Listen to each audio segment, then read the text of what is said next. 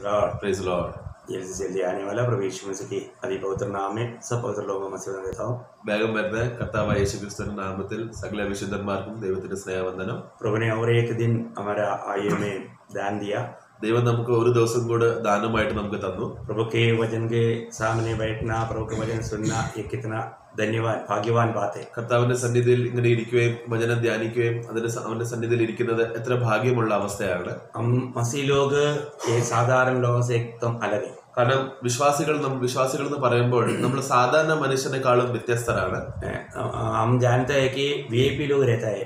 നമുക്കറിയാലോ ഈ ലോകത്തിൽ VIP എന്ന് പറയുന്ന ചില ആൾക്കാരുണ്ടല്ലോ. सब लोग VIP नहीं, എന്നാൽ എല്ലാരും VIP അല്ല. में कुछ लोग चुना जाता है, उनको VIP कहता है। അതായത് ചിലവരെന്ന് പറയുമ്പോൾ ചില തെരഞ്ഞെടുക്കപ്പെട്ട അങ്ങോട്ടും ഇങ്ങോട്ടും ചില ആൾക്കാരായിരിക്കും, അവർ മാത്രം VIP എന്നുള്ള പദവി എത്തുള്ളൂ. अगर ऐसा है तो आज हमारा पदवी बोलेगा तो सिर्फ VIP नहीं, VVIP। അങ്ങനെയാണെങ്കിൽ ലോകത്തിൽ ഇങ്ങനെ അവസ്ഥയാണെങ്കിൽ വിശ്വാസിയായ നമ്മളെന്ന് പറയുമ്പോൾ അവരെക്കാളും ഉന്നത സ്ഥാനത്തിലാണ്. അതാണ് VVIP എന്ന് നമ്മൾ പറയും. आपको समझ में आया होगा। നിങ്ങൾ മനസ്സിലായെന്ന് ഞാൻ വിശ്വസിക്കുന്നു. VIP बोलेगा तो वेरी इम्पोर्टेंट पीपल। VIP എന്ന് പറയുമ്പോൾ വെരി ഇമ്പോർട്ടന്റ് പീപ്പിൾ, അല്ലെങ്കിൽ ഇത്ര പ്രധാനമായ ആൾക്കാർ. तो फिर VVIP कौन है? അപ്പൊ VVIP എന്ന് പറഞ്ഞാൽ എന്താ? Very very important. Very very important, അതിനേക്കാളും പ്രധാനമായ ആൾക്കാർ. तो प्रभु का लोग बहुत ही മൂല്യവാൻ ലോകം. അപ്പൊ അങ്ങനെ പറയുമ്പോൾ വിശ്വാസികൾ എന്ന് പറഞ്ഞാൽ കർത്താവിൽ അത് അധികം ആവശ്യമുള്ള ആൾക്കാരാണ്. इसका कारण क्या है? അതിന്റെ കാരണം എന്താ? प्रभु ने हमें चुना। കാരണം ദൈവം നമ്മളെ തെരഞ്ഞെടുത്തു. प्रभु हमें चुना इसलिए हम VVIP। ദൈവം നമ്മളെ തെരഞ്ഞെടുത്തോണ്ട് മാത്രമാണ് നമ്മൾ VVIP ആയത്. प्रभु यदि हमें नहीं चुना होता तो हम मतलब VIP छोड़ो IP भी नहीं होता। നമ്മള് കർത്താവ് നമ്മളെ തെരഞ്ഞെടുത്തില്ലാണെങ്കിൽ നമ്മൾ VIP വീട് അതിന്റെ IP പോലും ഒരു പ്രധാന ആ വ്യക്തി എന്ന് പറയുമ്പോഴും നമുക്ക് അവസ്ഥ നമുക്കില്ലായിരുന്നു. हम लोग मतलब बिल्कुल शून्य थे, कुछ भी नहीं थे। കാരണം നമ്മൾ വെറും ശൂന്യമായിരുന്നു, നമുക്ക് ഒരു മൂല്യത ഇല്ലായിരുന്നു. तो भी प्रभु ने हमें चुन लिया। എന്നാലും ദൈവം നമ്മളെ തെരഞ്ഞെടുത്തു. ये जानकारी तक बहुत ही महत्वपूर्ण है। ഇത് അറിയുന്നത് തന്നെ ഏറ്റവും വലിയ കാര്യമാണ്. आज भी प्रभु हमसे अपने वचन के द्वारा बातें करना चाहता है। ഇന്നും നമ്മൾ കർത്താവ് അവന്റെ വചന മുഖാന്തരം നമ്മളോട് സംസാരിക്കാൻ ആഗ്രഹിക്കുന്നു. प्रभु का वचन को हमें बहुत ध्यान से सुनना हमारा कर्तव्य है। അതുകൊണ്ട് കർത്താവിന്റെ വചനം നമ്മൾ ശ്രദ്ധിച്ച് കേൾക്കണം എന്നുള്ള വിഷയത്തിൽ നമ്മൾ അതിൽ ജിമ്മദാരാണ്. क्योंकि हम अभी प्रभु की उपस्थिति में हैं। കാരണം നമ്മൾ ദൈവത്തിന്റെ സന്നിധിയിലാണ്. आपको मालूम है कि प्रभु बार बार कहता है तुम मुझसे सीखो। കർത്താവ് നമുക്കറിയാലോ, കർത്താവ് ഇപ്പോഴും പറയാറുണ്ട് നിങ്ങൾ എന്നിൽ വന്ന് പഠിപ്പീൻ. तो आपको सबको मालूम है मत्ती 11 अध्याय उसका 29 वचन।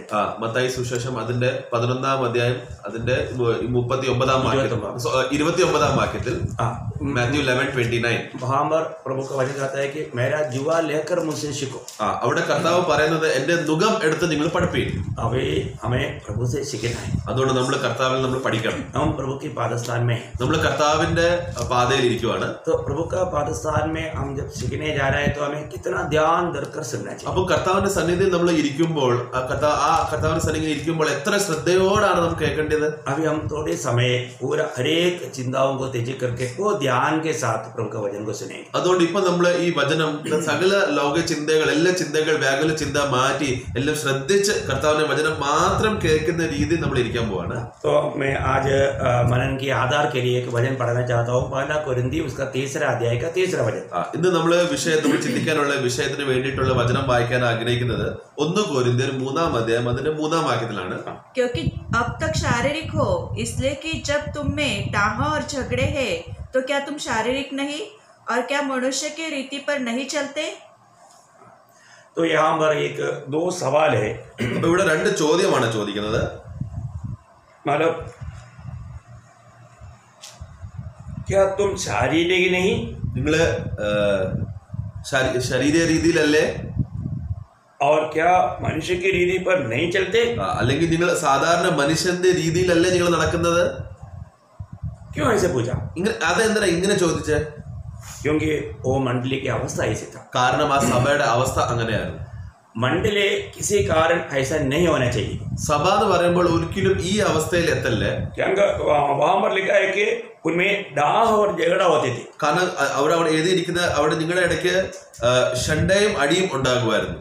उनमें नफरत थे, उनमें भेदभाव थे, उनमें कई प्रकार का मानव भिन्नता की बातें थी. അവിടുന്ന് പറയുമ്പോ അവിടെ ഒരുമയില്ലായിരുന്നു, തമ്മിൽ തമ്മിൽ പകയും ഐക്യത ഇല്ലാത്തൊരവസ്ഥയായിരുന്നു.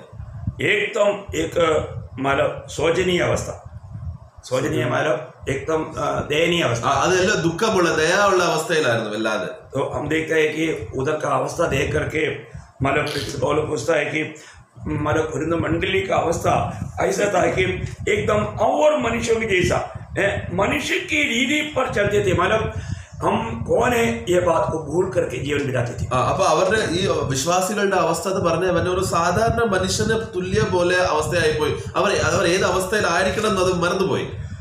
जबकि बाहर से देखेगा तो उनमें आत्मीयता बहुत कुछ है. നമ്മൾ വെളിയിൽ നിന്ന് കൊരിന്ത് സഭയെ നോക്കി കഴിഞ്ഞാൽ അവർ ഭയങ്കര ആത്മീയന്മാരാണ്.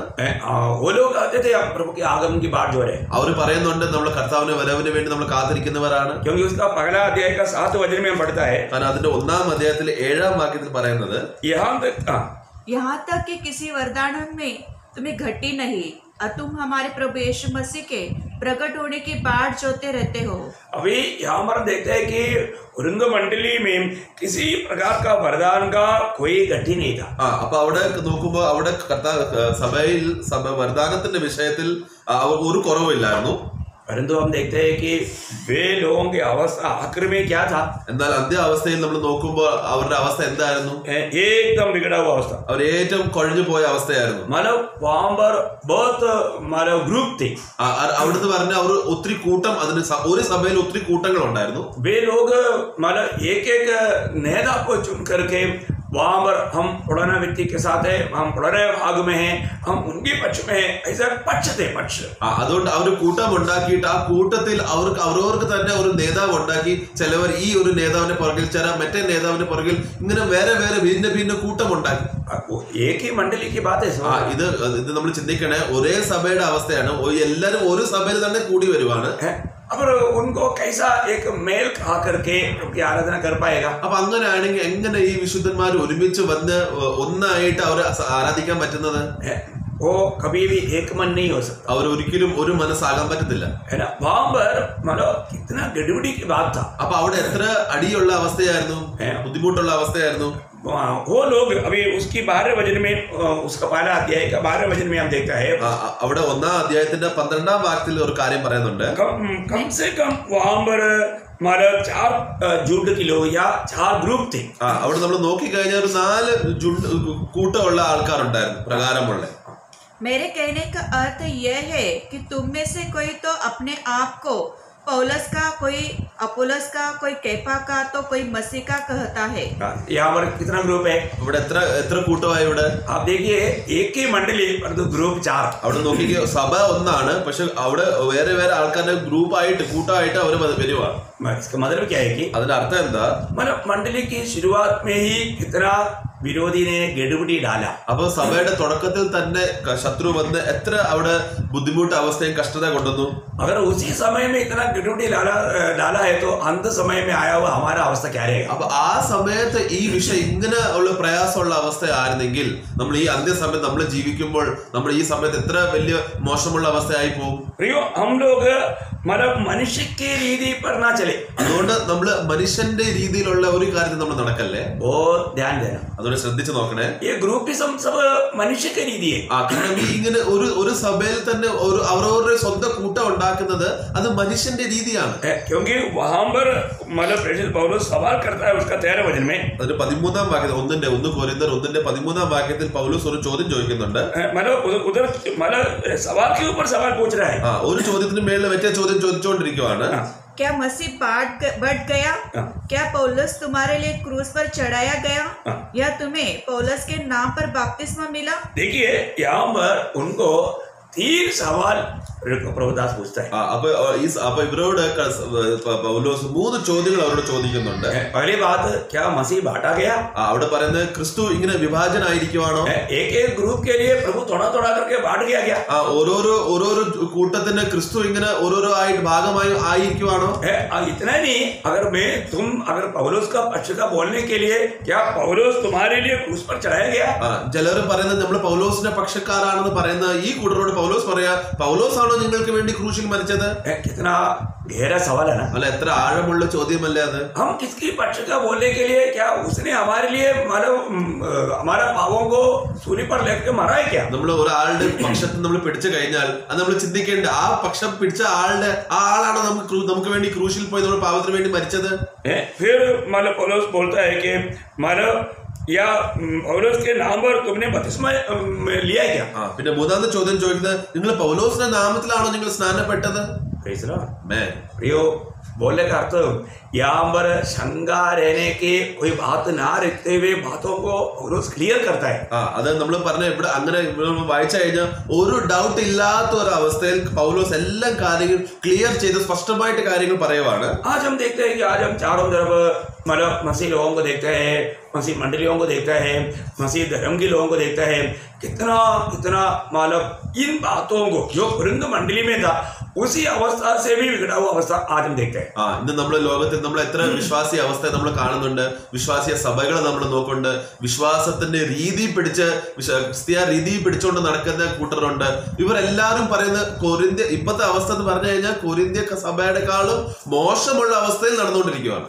इसमें अगर जो भी व्यक्ति प्रभु के आत्मा के अनुसार वचन के अनुसार फड़केगा तो चारों तरफ का अवस्था देख करके बहुत मानो दुख आएगा, रोएगा.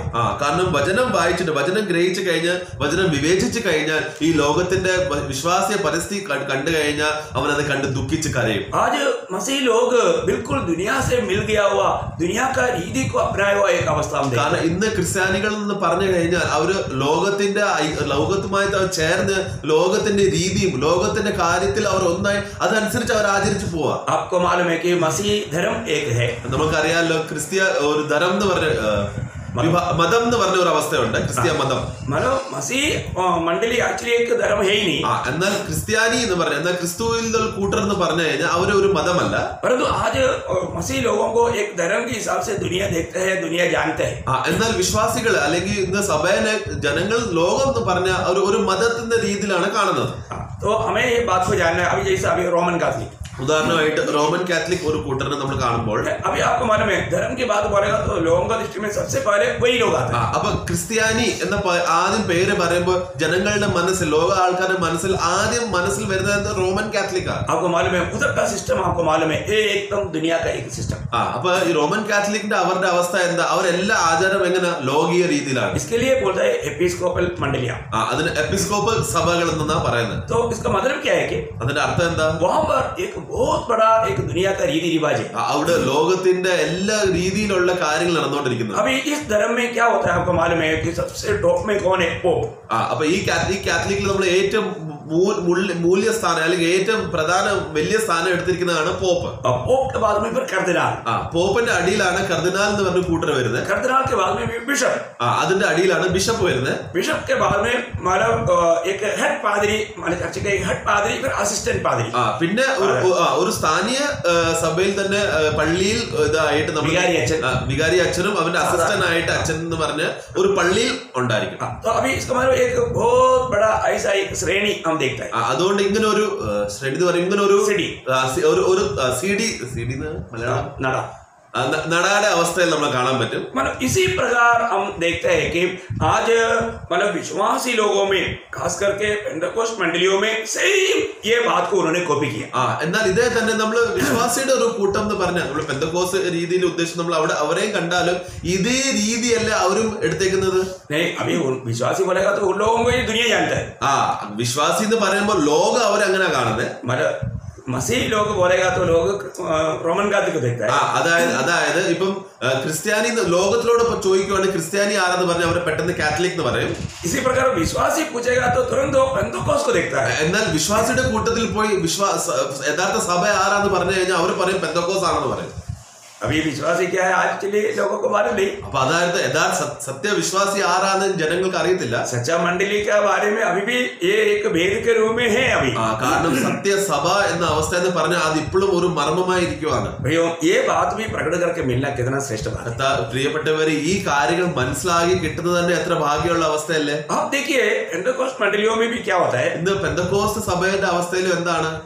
सेम ये एपिस्कोपल सिद्धांतों को अपना भाग में ले लिया। അപ്പൊ എപ്പോസ്തലർ പള്ളിയുടെ അവസ്ഥയുടെ അതേ സിസ്റ്റം ഇന്ന് പെന്തക്കോസ്ത് സഭയിലും ഉണ്ട്. क्यों? उसका रीति क्या है? അവരുടെ സിസ്റ്റം എന്താണ്? मतलब मसीह धर्म का उनको पोप टॉप में है, तो पेंटेकोस्ट मंडली में प्रेसिडेंट सबसे टॉप में प्रेसिडेंट.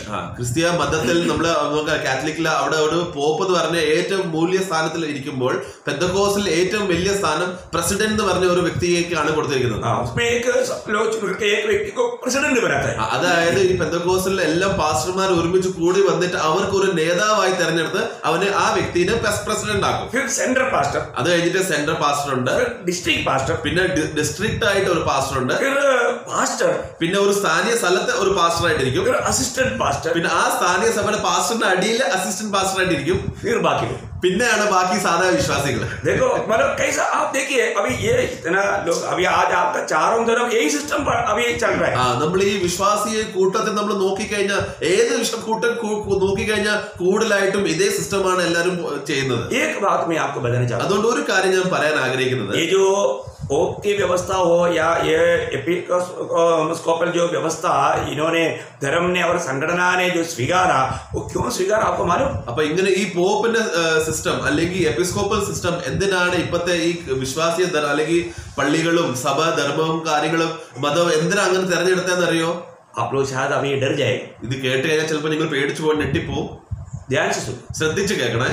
मसीह की मंडली या मसीह के शरीर को शून्य करने के लिए, खत्म करने के लिए सिद्धांत शैतान ने इन लोगों के बीच में लाया. കർത്താവിന്റെ യഥാർത്ഥ സഭനെ അവർ പൊട്ടിച്ച് അതിനെ ശൂന്യമാക്കി അതിനെ നശിപ്പിക്കാൻ വേണ്ടിയിട്ടാണ് പിശാച് തന്ത്രപൂർവം ഇതെല്ലാം ലോകീയ ധർമ്മമായിട്ട് മതമായിട്ട് പിശാച് ഉണ്ടാക്കിയതാണ്. प्रभु के शरीर की जगह पर धर्म को लाने के लिए उन लोगों ने मतलब शैतान का हाथ में इस्तेमाल हो रहा है. ക്രിസ്തുവിന്റെ ശരീരത്തിന്റെ സ്ഥാനത്തെ മാറ്റിയിട്ട് ലോകത്തിന്റെ മതം അതിന്റെ ആ സ്ഥാനം എടുക്കാൻ വേണ്ടിയിട്ടുള്ള അവസ്ഥയിലാണ് പിശാച് തന്ത്രപൂർവ്വം ചെയ്ത കാര്യങ്ങൾ. ये बात प्रभु बिल्कुल नफरत करता है. പ്രിയപ്പെട്ടവരെ, കർത്താവ് ഈ കാര്യം എന്ന് പറഞ്ഞ ഏറ്റവും പകയ്ക്കുന്ന ഒരു കാര്യമാണ്. मुझे मालूम है कि ये संदेश बहुत लोगों को थोड़ा आजमाने के लिए दिक्कत होगा. അതുകൊണ്ട് ഞാൻ വിശ്വസിക്കുന്ന ഇന്നത്തെ ഈ വചനം കേൾക്കുന്നവർക്ക് ചിലവർക്ക് ഗ്രഹിക്കാൻ ഇച്ചിരി ബുദ്ധിമുട്ടായിരിക്കും. मैं मेरी तरफ से कुछ भी डालकर नहीं बोल रहा. അതുകൊണ്ട് പ്രിയപ്പെട്ടവരെ, ഞാൻ ഇത് എനിക്ക് എന്തോ കാര്യമാണെന്ന് പറഞ്ഞ എന്റെ ഇഷ്ടമുള്ള കാര്യങ്ങളല്ല ഞാൻ പറയുന്നത്. प्रभु के वचन के द्वारा मैं इस बात को आपको समझाना चाहता हूं. ദൈവത്തിന്റെ വചനം എന്ത് എഴുതിയിരിക്കുന്നു അതാണ് ഞാൻ പറയാൻ ആഗ്രഹിക്കുന്നത്. सचमुच में अगर आपका उद्धार हुआ है, നിങ്ങൾ യഥാർത്ഥമായിട്ട് രക്ഷിക്കപ്പെട്ടവരാണെങ്കിൽ, आप प्रभु का शरीर का एक अंग बना है, നിങ്ങൾ കർത്താവിന്റെ ശരീരത്തിന്റെ അംഗമാണെങ്കിൽ, प्रभु नफरत करने वाला हर एक बात को आपको भी नफरत करना होगा. അതുകൊണ്ട് കർത്താവ് ഏത് കാര്യത്തിന് പകയ്ക്കുന്നോ അത് നിങ്ങളും പകയ്ക്കണം. आपको मालूम है मंडली को प्रभु का पत्र है, प्रकाशित वाक्य किताब. നമുക്കറിയാലോ, നമ്മള് സഭയ്ക്ക് കർത്താവിന്റെ സഭയുടെ ലേഖനം എന്ന് നമുക്ക് അറിയപ്പെടുന്ന റെവലേഷൻ എന്ന പുസ്തകത്തിലാണ്. उसमें 2 बार इस विषय को प्रभु नफरत करता है. ये विषय हम देखते हैं. അവിടെ 2 പ്രാവശ്യം കർത്താവ് സഭയിൽ വിഷയത്തിൽ ഞാൻ അത് കാര്യം പകയ്ക്കുന്നു എന്ന് 2 പ്രാവശ്യം പറഞ്ഞിട്ടുണ്ട്. आपको जानना चाहिए, मैं इसलिए आपको पढ़कर बताना चाहता हूँ. प्रकाशित वाक्य 2 अध्याय का 6 वचन. റെവലേഷൻ 2:7, റെവലേഷൻ ചാപ്റ്റർ 2:6 അത് അറിയാൻ വേണ്ടിയിട്ട് ഞാൻ വായിക്കാൻ ആഗ്രഹിക്കുന്നത്. എങ്കിലും നിക്കോളാവരുടെ നടപ്പ് നീ വായിക്കുന്നു എന്നൊരു നന്മ നിനക്കുണ്ട്. तुम्हें यह बात तो है कि तू निकोलियों के कामों से घृणा करता है, देखिए एफेसुस जिसे मैं भी घृणा करता हूँ. देखिए कितना मैं भी घृणा करने वाला बात तू भी घृणा करता है बोल करके एफेसुस मंडली को एक अच्छा गुण था. എഫെസസ് സഭയുടെ ഒരു നല്ല ഒരു സ്വഭാവം പറഞ്ഞു കഴിഞ്ഞാൽ കർത്താവ് ഒരു കാര്യം പകയ്ക്കുന്ന കാര്യം ആ സഭയും പകയ്ക്കുന്നുണ്ടായിരുന്നു. वो क्या था? അതെന്തായിരുന്നു? वो है निकोलाइयों का चालचलन. അതായത് നിക്കലോവിന്റെ തത്വം ആണ് അവിടെ എഴുതിയിരിക്കുന്നത്. मतलब ये है निकोलाइयों का तत्व. मैं उसका और एक वचन पढ़ाने के बाद मैं आपको थोड़ा सा उसके बारे में बताता हूं. അതേപോലെ ഒരു വാക്യം കൂടി ഞാൻ വായിപ്പിച്ചിട്ട് അതിന്റെ അർത്ഥം ഞാൻ പറയാം. परगमोस मंडली को लिखने के समय में परगमोस സഭയ്ക്ക് അത് എഴുതുമ്പോൾ देखिए निकोल अभी एफेसुस मंडली के लोग उस विषय को नफरत करता था. एफेसस സഭ എന്ന് പറഞ്ഞു കഴിഞ്ഞാൽ നിക്കലോവ്യ തത്വത്തിന് അവരെ പകയ്ക്കുന്ന ആ കൂട്ടരായിരുന്നു. परंतु यहाँ पर परगमोस की मंडली की जब समय आया, എന്നാൽ परगमोസിന്റെ സഭയുടെ അവസ്ഥ വന്നു കഴിഞ്ഞപ്പോൾ उस समय में क्या हुआ? അവിടെ എന്ത് പറ്റി? वो लोग ये सिद्धांतों को पसंद करने लगे. അവർ ഈ തത്വത്തിനെ അവർക്ക് ഇഷ്ടപ്പെടാൻ തുടങ്ങി. देखा विश्वासियों का बात है. ഇത് വിശ്വാസികളുടെ അവസ്ഥയാണ്. देखिए उसका 15 वचन, दूसरा अध्याय का 15 वचन. അതേ റെവലേഷൻ 2:15 ഉപദേശം കൈക്കൊള്ളുന്നവർ നിനക്കുണ്ട്. നോക്കണം, ഔവണ്ണം നിക്കോളാവരുടെ ഉപദേശം കൈക്കൊള്ളുന്നവർ നിനക്കുണ്ട്. वैसे ही तेरे यहाँ कुछ ऐसे हैं जो निकुलियों के शिक्षा को मानते हैं। देखा अभी यहाँ पर परगमोस मंडली को जो प्रभु लिखता है, अब പെർഗമോസ് സഭയ്ക്ക് കർത്താവ് എഴുതുമ്പോൾ वहां पर प्रभु क्या बोलता है? അവിടെ കർത്താവ് എന്താ പറയുന്നത്? तुम्हारे बीच में कुछ लोग निकोलियों को उपदेश को स्वीकारते हैं. നിങ്ങളുടെ കൂട്ടത്തിൽ ചില കൂട്ടരുണ്ട്, ചിലവരുണ്ട്, അവരെന്ത് ചെയ്തു? ഈ നിക്കോലോവരുടെ തത്വത്തെ അവർക്ക് ഇഷ്ടപ്പെടുന്നുണ്ട്, പിടിച്ചു വെച്ചിട്ടുണ്ട് അവര്. इतना दुख की बात है പ്രിയപ്പെട്ടവർ, എത്ര ദുഃഖമുള്ള കാര്യമല്ലേ? आपको मालूम है जब इसराइल के लोग मानो राजा का मांग किया तो शमूएल को बहुत दुख हुआ, तो ये देख करके प्रभु खुद बोला वो तुझको नहीं मुझको इनकारा करके गवाही दिया. നമുക്കറിയാലോ, നമ്മൾ ഇസ്രായേൽ കനാൻ ദേശത്തിൽ എത്തി കഴിഞ്ഞപ്പോൾ മറ്റേ ലോക ആൾക്കാർ രാജാവ് ഉള്ളതുപോലെ അവർക്കും ഒരു മനുഷ്യ ഇടയിൽ ഒരു രാജാവ് വേണമെന്ന് അങ്ങനെ പറഞ്ഞപ്പോൾ സൊലോമോൻ ഒത്തിരി ദുഃഖവും വേദന വന്നു. ഇത് നോക്കിയിട്ട് കർത്താവ് എന്താ പറഞ്ഞ, സോറി സാമുവേലിനോട് പറഞ്ഞ, സാമുവേൽ ഒത്തിരി ദുഃഖിപ്പിച്ചു. ആ സമയത്ത് പ്രവാചകനായിരുന്നു സാമുവേൽ ഒത്തിരി ദുഃഖം വന്നു. അപ്പൊ ഉടനെ കർത്താവ് പറഞ്ഞു, സാമുവേലെ അവർ നിന്നെയല്ല എന്നെയാണ് അവർ പകച്ചത്. हम लोग एक बात को जानना, ये जो संगठना व्यवस्था हमेशा पवित्र लोगों को एक गुलाम बनाता है. അതുകൊണ്ട് ഇങ്ങനെ ഈ സംഘടന എന്ന അവസ്ഥയിൽ, അല്ലെങ്കിൽ ഇങ്ങനെ ഒരു കൂട്ടം എന്ന് പറയുമ്പോൾ ഇങ്ങനെ ഒരു മതമുള്ള അവസ്ഥയിൽ കൂടി വരുന്ന തത്വം എന്ന് പറയുന്നത് അത് ദൈവത്തെ ദുഃഖം തരുന്ന ഒരു അവസ്ഥയാണ്. निकोलोवी उपदेश क्या है? നിക്കലോവരുടെ ഉപദേശം എന്താ? शायद बहुत लोग इसके बारे में नहीं जानते. ചിലപ്പോ ഒത്തിരി ആൾക്കാർക്ക് ഈ വിഷയം അറിയില്ലായിരിക്കും. मतलब मंडली में छोटा बड़ापन लाना, भेद लाना, അതായത് സഭയിൽ ഒരു വലിയവരും ചെറിയവരും ഇങ്ങനെ ഒരു കൂട്ടം കൊണ്ടുവരുന്നതാണ് നിക്കലോവരുടെ തത്വം. परंतु प्रभु की मंडली में ऐसा एक भेद है ही नहीं. എന്നാൽ കർത്താവിന്റെ സഭയിൽ ഇങ്ങനെ ഒരു കൂട്ട വ്യത്യസ്തതയില്ല. ये बहुत ध्यान से सुनना. അതുകൊണ്ട് ഇത് ശ്രദ്ധിച്ച് മനസ്സിലാക്കണേ. आज ये बात को थोड़ा समझने के लिए लोगों को बहुत कठिन हो जाए. ഈ കാര്യം മനസ്സിലാകാൻ വേണ്ടി തന്നെ വിശ്വാസികൾക്ക് അത്ര ബുദ്ധിമുട്ടുള്ള കാര്യമാണ്. प्रियो, आप प्रभु की सच्चा मंडली में एक नहीं, ये जानना जरूरी बात है. നിങ്ങൾ കർത്താവിന്റെ സഭയുടെ ഭാഗമാണെങ്കിൽ ഈ സത്യം നിങ്ങൾ അറിഞ്ഞിരിക്കണം. अगर हम नहीं जानेगा, आप सत्य वचन से या प्रभु यीशु मसीह के उपदेश से आप भग चुका है. ഈ കാര്യം അറിയുന്നില്ലെങ്കിൽ അല്ലെങ്കിൽ മനസ്സിലാക്കാൻ നിങ്ങൾക്ക് താല്പര്യമില്ലെങ്കിൽ നിങ്ങൾ കർത്താവിന്റെ ഉപദേശത്തിൽ നിങ്ങൾ മാറിപ്പോവാണ്. आपको मालूम होगा जब दूसरा യോഹന്നാ उसका 9 से 11 तक पढ़ेगा तो देखो कितना डेंजर रीति में യോഹന്നാ इस विषय को लिखता है करके आप ध्यान देना. 2 യോഹന്നാൻ അതിന്റെ 9 തൊട്ട് 11 വാക്യം വരെ നമ്മൾ വായിക്കുമ്പോൾ 2 യോഹന്നാൻ 1-ാം അധ്യായത്തിന്റെ 9 തൊട്ട് 11 വരെ ക്രിസ്തുവിന്റെ ഉപദേശത്തിൽ നിലനിൽക്കാതെ അതിൽ കടന്നു പോകുന്ന ഒരുത്തനും ദൈവമില്ല. ഉപദേശത്തിൽ നിലനിൽക്കുന്നവനോ പിതാവും പുത്രനും ഉണ്ട്. ഒരുത്തൻ ഈ ഉപദേശവും കൊണ്ട് അല്ലാതെ നിങ്ങളുടെ അടുക്കൽ വരുന്നുവെങ്കിൽ അവനെ വീട്ടിൽ കൈക്കൊള്ളരുത്, അവന് കുശലം പറയുകയും അരുത്. അവന് കുശലം പറയുന്നവൻ അവന്റെ ദുഷ്പ്രവർത്തികൾക്ക് കൂട്ടാളിയല്ലോ. जो कोई मसीह की शिक्षा से आगे बढ़ जाता है और उसमें बना नहीं रहता, उसके पास परमेश्वर नहीं. जो कोई उसकी शिक्षा में स्थिर रहता है, उसके पास पिता भी है और पुत्र भी. यदि कोई तुम्हारे पास आए और यही शिक्षा न दे, उसे न तो घर में आने दो और न नमस्कार करो, क्योंकि जो कोई ऐसे जन को नमस्कार करता है वह उसके बुरे कामों में साझी होता है. देखिए कितना सुंदर रीति में यहाँ पर യോഹന്നാ इस विषय को बताता है. അതുകൊണ്ട് എത്ര സുന്ദര രീതിയിലാണ് ഇവിടെ യോഹന്നാൻ ഇത് കാര്യം പറഞ്ഞ് മനസ്സിലാക്കി തരുന്നത്. मसीह के उपदेश में बना रहना, ക്രിസ്തുവിന്റെ ഉപദേശത്തിൽ നിങ്ങൾ നിലനിൽക്കണം. प्रभु के उपदेश क्या था? ക്രിസ്തുവിന്റെ ഉപദേശം എന്തായിരുന്നു? प्रभु ने अपने चेलों को क्या सिखाया? കർത്താവ് അവന്റെ ശിഷ്യന്മാർ എന്താ പഠിപ്പിച്ചത്? मैं आपको वो बात बताना चाहता हूँ. जब मत्ती के सुसमाचार उसकी 23 अध्याय उसके 23 अध्याय में आप आइएगा. മത്തായി സുവിശേഷം അതിന്റെ 23-ാം അധ്യായത്തിൽ നമ്മൾ നോക്കുന്നുണ്ട്. 23 verse 6 to 8, 6 തൊട്ട് 8 വരെ. അത്താഴത്തിൽ പ്രധാന സ്ഥലവും പള്ളിയിൽ മുഖ്യാസനവും അങ്ങാടിയിൽ വന്ദനവും മനുഷ്യർ റബി എന്ന് വിളിക്കുന്നതും അവർക്ക് പ്രിയമാവുന്നു. നിങ്ങളോ റബി എന്ന് പേരെടുക്കരുത്, ഒരുത്തനത്രേ നിങ്ങളുടെ ഗുരു. നിങ്ങൾ എല്ലാവരും സഹോദരന്മാർ.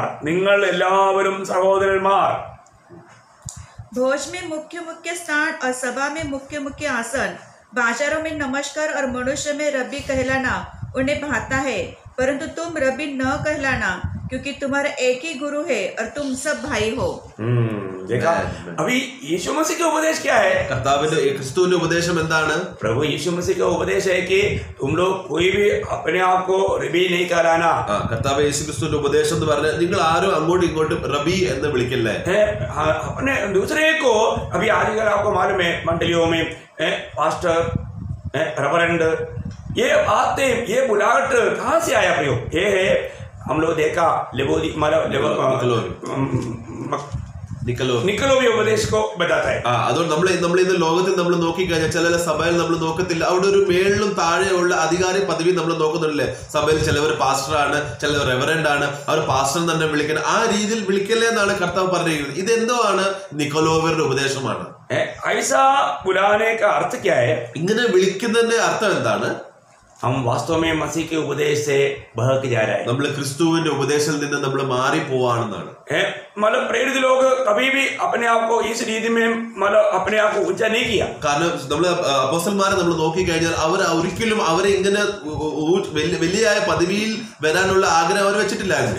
वो लोग हमेशा बाकी लोगों को अपने साथ मिलकर के अपनी भाई समझ करके उनके साथ व्यवहार किया. കാരണം വിശുദ്ധ അപ്പോസ്തലന്മാർ എപ്പോഴും സഹകൂട്ടർമാർ അവർ സഹകൂട്ടറാണ് അല്ലെങ്കിൽ സഹോദരന്മാരാന്ന് പറഞ്ഞ് തുല്യ രീതിയിൽ അവരോട് സംസാരിക്കുകയും കാര്യങ്ങൾ ചെയ്യുമായിരുന്നു. वे लोग अभी भी अपने आप को मैं तुमसे बहुत बड़ा है, तुम मेरा सामने हाथ जोड़ेगा या प्रणाम करेगा या मुझे ऐसी से बुलाएगा, ऐसा कोई पदवी नहीं लिया. അപ്പോസ്തലന്മാർ എപ്പോഴും പ്രവൃത്തി വേല ചെയ്തപ്പോൾ ജനങ്ങളുടെ അടുത്ത് പറഞ്ഞ് ഞാൻ നിങ്ങളെക്കാളും വലുതാണ്, നിങ്ങൾ എന്നെ പാസ്റ്റർ വിളിക്കണം, ഇങ്ങനെ വിളിക്കണം, അങ്ങനെ വിളിക്കണം എന്ന് പറഞ്ഞ് ഒരു വലിയ സ്ഥാനം എടുക്കുകയും വിശ്വാസികളെ ചെറിയ സ്ഥാനം കൊടുക്കുന്ന അങ്ങനെ രീതിയല്ലായിരുന്നു. അവരെല്ലാവരും തുല്യതയായിരുന്നു. ये जो निकोलोवी उपदेश आपने देखा, परगमोस मंडली ने स्वीकारा, परंतु एफेसोस मंडली ने उस बात को इनकारा. അപ്പൊ നമ്മൾ എന്തോ കാണുന്നത്? നിക്കോലോവരുടെ തത്വം അത് പെർഗമോസ് സഭ സ്വീകരിച്ചു, എന്നാൽ എഫെസോസ് സഭ അത് പകച്ചു. हम देख सकते हैं कि जब प्रकाशित वाक्य पहला अध्याय का 9 वचन में उस समय में बाकी सारे प्रेषित लोग मतलब रक्तसाक्षी होकर दुनिया से चला गया. നമുക്കറിയാലോ, റെവലേഷൻ പുസ്തകം 1:9 ഭാഗം നമ്മൾ വായിക്കുമ്പോൾ ആ സമയത്തിന്റെ അവസ്ഥ എന്ന് പറഞ്ഞാൽ ബാക്കി അപ്പോസ്തലന്മാര് അവര് രക്തസാക്ഷിയായിട്ട് അവർ മരിച്ചു പോയേക്കുമായിരുന്നു. उस समय में उस 12 प्रेषितों में एक ही प्रेषित യോഹന്നാ ही सिर्फ बाकी था. അപ്പൊ 12 ശിഷ്യന്മാരിൽ നിന്ന് അപ്പോസ്തലന്മാരിൽ നിന്ന് ആദ്യം തെരഞ്ഞെടുക്കപ്പെട്ടവരിൽ അതിൽ ഒരു വ്യക്തി അല്ലെങ്കിൽ യോഹന്നാൻ മാത്രം ജീവനോടെ ഇരിപ്പുണ്ടായിരുന്നു. उस समय में യോഹന്നാ में प्रेषित अपोस्तल करके भी नहीं बोलता. ആ സമയത്ത് യോഹന്നാൻ കത്ത് എഴുതുമ്പോൾ ഞാൻ ഒരു അപ്പോസ്തലനാണെന്ന് അങ്ങനെയല്ല എഴുതിയത്. क्या बोलता है? എന്നാൽ എന്തോ പറയുന്നത്? उस प्रकाशित वाक्य पहला अध्याय का 9 वचन में റെവലേഷൻ 1:9 നിങ്ങളുടെ സഹോദരനും യേശുവിന്റെ കഷ്ടതയിലും രാജ്യത്തിലും സഹിഷ്ണുതയിലും കൂട്ടാളിയുമായ യോഹന്നാൻ എന്ന ഞാൻ. നോക്കണം, यहाँ पर हम क्या देखता है? मैं यूहन्ना जो तुम्हारा भाई और यीशु के क्लेश और राज्य और धीरज में तुम्हारा सहभागी हूँ, परमेश्वर के वचन और यीशु की गवाही के कारण पद्मस नामक टापू में था. मतलब यीशु मसीह की उपदेश इतना आखिरी तक अपने जीवन में लाया हुआ एक भक्त था യോഹന്നാൻ. അപ്പൊ ക്രിസ്തുവിന്റെ ഉപദേശം അവസാനം വരെ പിടിച്ചോണ്ടിരുന്ന ഒരു യഥാർത്ഥ ഭക്തനായിരുന്നു യോഹന്നാൻ. യോഹന്നാൻ कभी भी अपने आप को ऊंचा नहीं किया. യോഹന്നാൻ ഒരിക്കലും അവനെ തന്നെ നൂർത്ത് പൊക്കി വെച്ചില്ല. वो अपने आप को भी मतलब दूसरे भाइयों के समान बनाकर बोलता है, मैं तुम्हारा भाई യോഹന്നാൻ. യോഹന്നാൻ എപ്പോഴും പറയുന്നത് അവരുടെ മറ്റേ സഹോദരന്മാര് തുല്യമായ രീതിയിൽ പറയുവാണ്, ഞാൻ നിങ്ങളുടെ സഹോദരനായ യോഹന്നാൻ, അങ്ങനെയാണ് പറഞ്ഞത്. प्रेरितों का समयों में सभी लोग एक दूसरे को अपना भाई समझते थे. അപ്പോസ്തലന്മാരെ പ്രവർത്തിച്ചുകൊണ്ടിരുന്ന സമയത്തും അവരെല്ലാവരും തമ്മിൽ സഹോദര എന്ന് വിളിച്ചിട്ടായിരുന്നു, ആ തുല്യതയിലായിരുന്നു അവർ ജീവിച്ചത്. इवन जो प्रेरित लोग भी आपस में जब बात करते थे, उन लोग अपना भाई करके बोलते थे. ऐसे कोई पदवी का वो पद को लेकर के नहीं लेता. അതുകൊണ്ട് അപ്പോസ്തലന്മാർ തമ്മിൽ സംസാരിക്കുമ്പോൾ അവർ തമ്മിൽ പ്രിയ സഹോദരൻ എന്ന് പറഞ്ഞായിരുന്നു വിളിച്ചത്. അവരുടെ പദവിയോ ആ സ്ഥാനത്തെന്നോ ആ അപ്പോസ്തലൻ എന്ന പദവിനെ അല്ലായിരുന്നു അവർ നോക്കിയത്.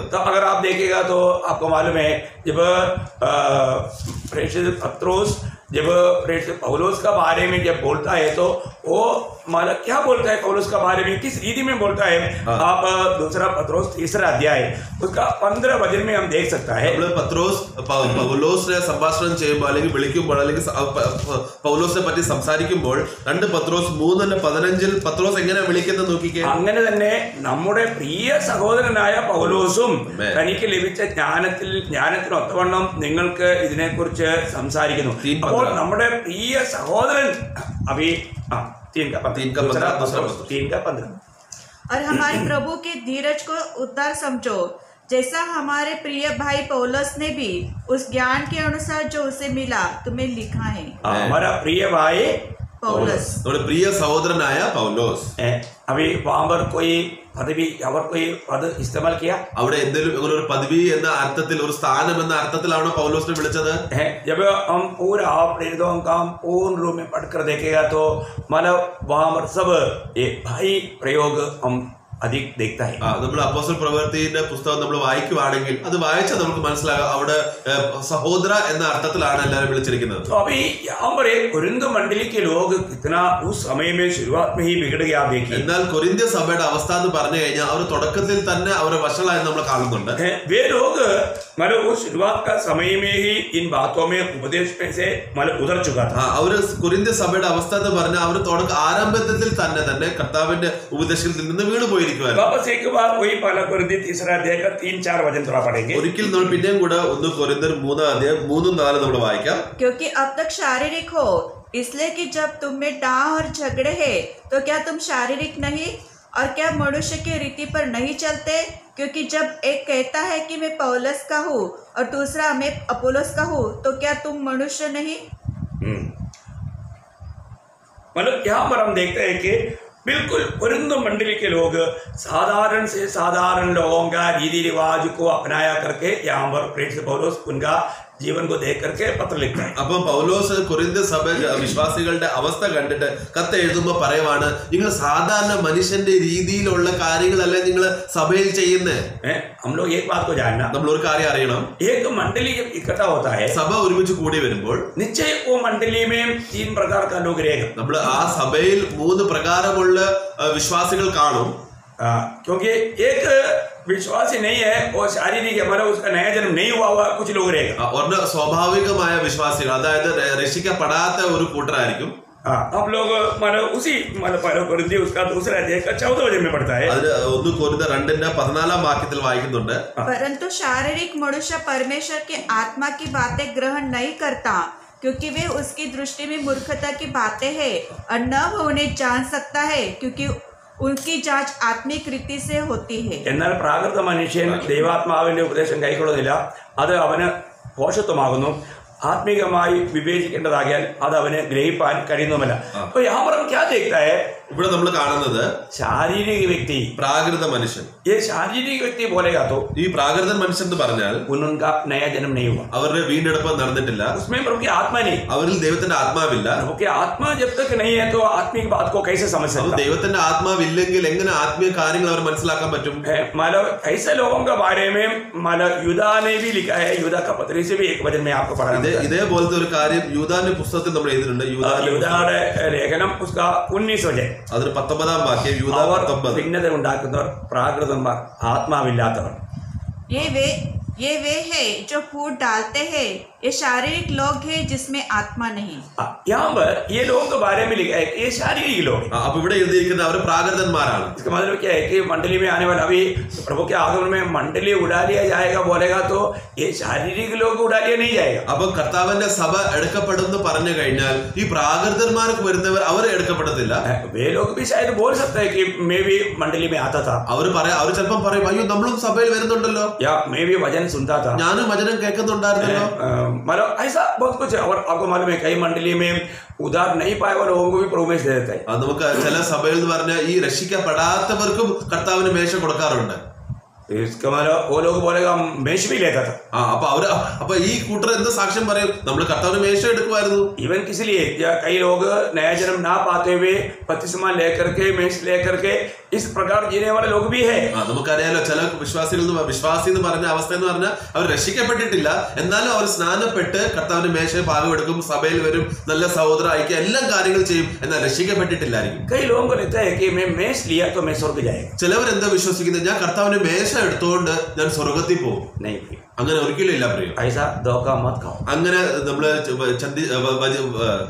ചതിയിൽ വീഴല്ലേ. सबसे बड़ी बात है नया जन्म. ഇത് കാരണം പുതിയ ജന്മം എന്ന് പറഞ്ഞാൽ അത് ഏറ്റവും വലിയ അത്ഭുത കാര്യമാണ്. क्योंकि आपको मालूम है जो भी प्रभु यीशु मसीह नया जन्म के बारे में कहने के टाइम पर യോഹന്നാൻ 3 अध्याय का 6 वचन में कहा. കാരണം യോഹന്നാൻ സുവിശേഷം 3 അധ്യായത്തിൽ നിങ്ങൾ പുതുതായി ജനിക്കണം എന്ന് കർത്താവ് അവിടെ പറയുമ്പോൾ 3:6 ജഡത്താൽ ജനിച്ചത് ജഡമാകുന്നു, ആത്മാവിനാൽ ജനിച്ചത് ആത്മാവാകുന്നു.